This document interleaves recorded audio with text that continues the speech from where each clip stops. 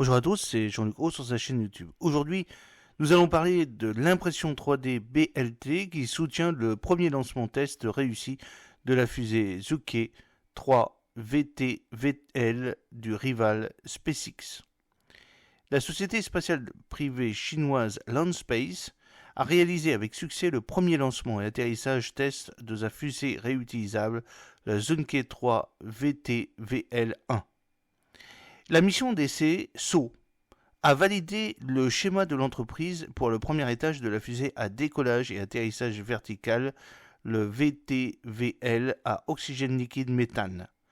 Décollant du centre de lancement de satellite de Jiuquan, la fusée en acier inoxydable a atteint une altitude d'environ 350 mètres en 60 secondes avant de redescendre sur une zone d'atterrissage désignée. Selon Landspace, le test a atteint une vitesse d'atterrissage d'environ 0,75 mètres par seconde et une précision d'atterrissage de 2,4 mètres. La technologie d'impression 3D métallique de Bright Laser Technologies, BLT, aurait joué un rôle clé dans la production de la fusée qui comporte de nombreux composants imprimés en 3D. Ceci inclut des éléments de joint, des supports d'allumeurs et sa section complexe de corps libre.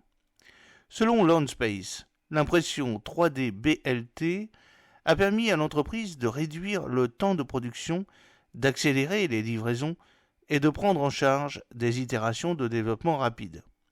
Pour mieux répondre aux exigences techniques de notre moteur, nous avons choisi la technologie d'impression 3D métal pour la production de composants critiques avec des normes de qualité rigoureuses, a commenté un porte-parole de Landspace.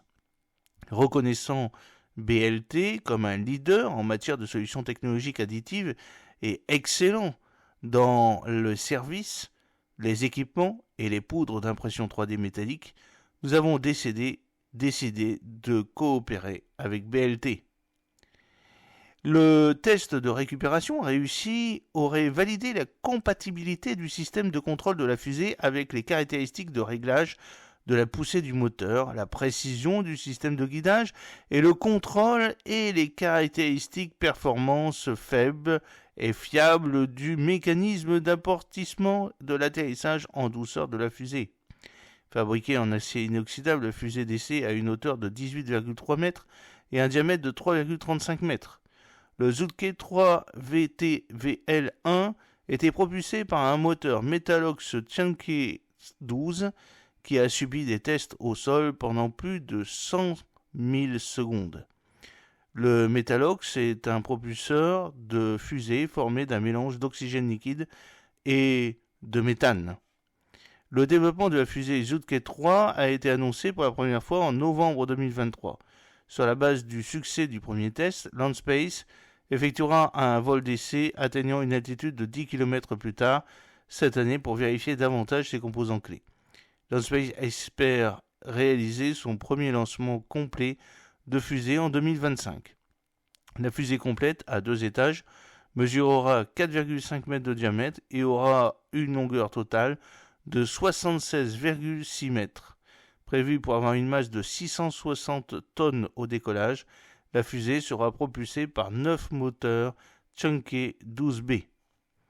La collaboration de Landspace avec BLT a commencé en 2019 lorsque l'entreprise a reconnu pour la première fois les avantages offerts par la fabrication additive dans la propulsion et donc la production de composants de fusée à oxygène liquide méthane.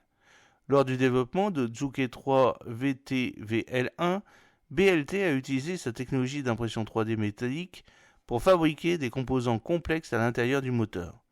Ces composants présentent des structures complexes et non conventionnelles qui poseraient des défis aux méthodes de fabrication traditionnelles. Ces défis incluent des cycles de production prolongés, des difficultés de fabrication de moules et des coûts élevés. L'un des composants notables de la fusée accélérée par l'impression 3D était la section de corps libre, qui présente une structure de refroidissement interne complexe. Selon BLT, les méthodes de fabrication conventionnelles avaient du mal à répondre aux exigences de production et ne parvenaient pas à répondre aux exigences globales de qualité de la pièce. Grâce à l'impression 3D, l'équipe a pu intégrer la structure de refroidissement complexe dans la conception du corps libre. Cela aurait permis des performances supérieures des pièces et empêché l'érosion du boîtier de la chambre de combustion. Les systèmes BLT-S310 et BLT-S400 ont été utilisés pour imprimer en 3D les composants de la fusée. BLT a livré un lot de composants de haute qualité et Landspace dans les délais. Les pièces ont fait l'objet d'une validation client rigoureuse et ont joué un rôle clé dans le lancement réussi de la fusée. Le développement de fusées a exploité donc la fabrication additive métallique. Dans une source non définie, une récente enquête sur les tendances de l'impression 3D à surveiller en 2024, les experts en impression 3D ont souligné l'adoption croissante de la fabrication additive dans le secteur aérospatial et surtout spatial. Ce n'est pas la première fois que l'impression 3D métallique BLT est utilisée pour le développement de fusées chinoises. Auparavant, la société a aidé les clients commerciaux iSpace à développer et à imprimer en 3D des composants aérospatiaux clés. Au Fornex 2023, BLT a exposé un injecteur de chambre de poussée imprimé en 3D pour le moteur à oxygène liquide et méthane de 100 tonnes JD2 d'iSpace. De plus, la société aérospatiale chinoise Orionspace a déjà utilisé plusieurs systèmes BLT pour imprimer en 3D plus de 30 composants pour sa fusée commerciale Gravity 1Y1, dont j'avais fait une petite vidéo que vous pouvez retrouver sur ma chaîne YouTube. Les pièces de fusée imprimées en 3D présenteraient une grande cohérence et répondraient aux exigences spécifiques du lancement commercial de Gravity One.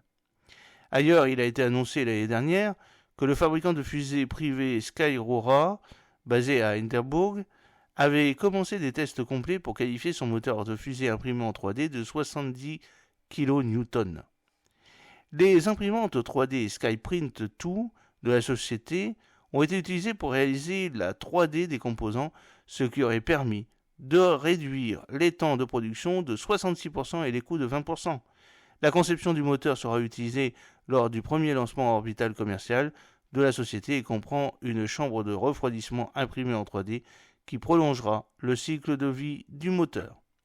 J'espère que cette petite vidéo vous a plu. N'oubliez pas de cliquer sur le pouce pour la promouvoir, de vous abonner si ce n'est pas encore fait et de partager cette vidéo sur vos réseaux sociaux. A très bientôt, fidèlement, Jean-Luc O.